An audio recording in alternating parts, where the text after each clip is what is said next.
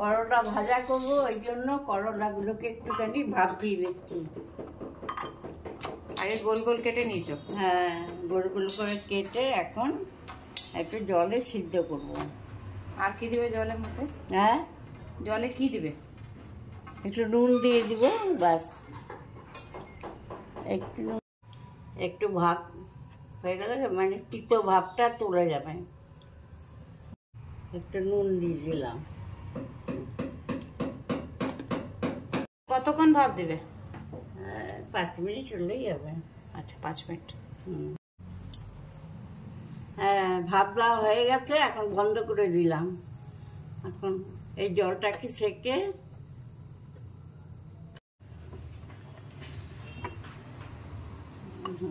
করলাগুলোকে জল ঝরিয়ে দিলাম। ঝরিয়ে এখন এর মধ্যে নুন আর হলুদ মাখবো, তারপর ভাজা করব। এত গরমের মধ্যে? না না, এখন একটু পরে, একটু ঠান্ডা হলে। হ্যাঁ, একটু পরে ভাজা করব। ঠিক আছে। হ্যাঁ, করলাতে একটু হলুদ মাখিয়ে দিলাম,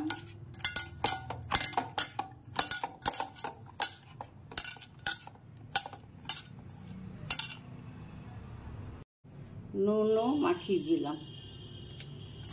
নুন হলুদ মাখিয়ে এরপরে কড়াই বসিয়ে দিলাম গ্যাসে। গ্যাস জ্বালিয়ে এখন তেল ঢেলে দিলাম কড়াইতে।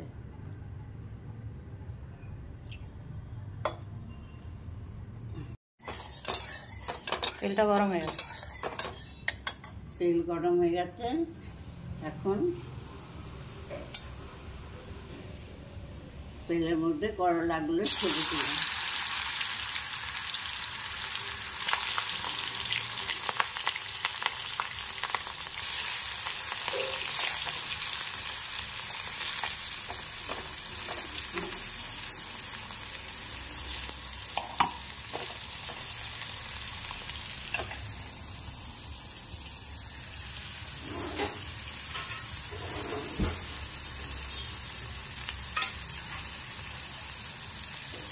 তাড়াতাড়ি ভাজা হয়ে যাবে না? হ্যাঁ, তাড়াতাড়ি ভাজা হয়ে যাবে না? হ্যাঁ, তাড়াতাড়ি ভাজা হয়ে যাবে।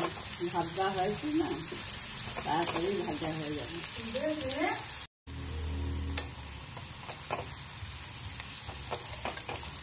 এক সাইড ফ্রাই হয়ে গেছে না? একটু উল্টে দিন, উল্টে পাল্টে দিন। দুদিক ভালো করে ভাজা হয়ে গেলে তারপর নামিয়ে দিন।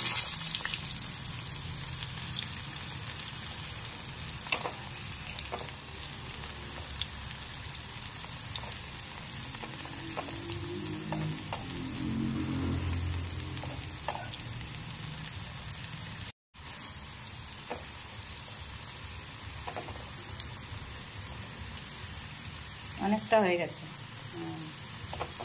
অনেকটা হয়ে গেছে, আর একটু হলেই নামিয়ে দিতে।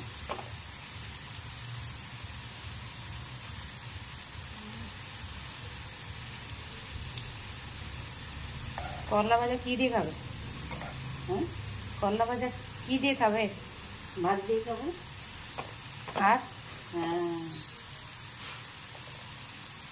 কেউ করলা ভাজার তেল দিয়ে মেখে ভাত খায়, কেউ আবার করলাটাকে মেখে খায়।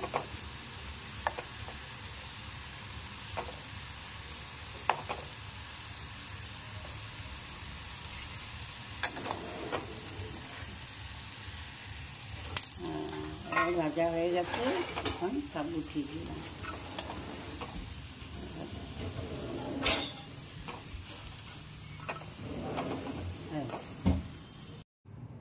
করলা ভাজা হয়ে গেছে, আপনারাও বানিয়ে দেখবেন, এমনি করে খেয়ে দেখবেন কেমন হয়েছে কি না হয়েছে।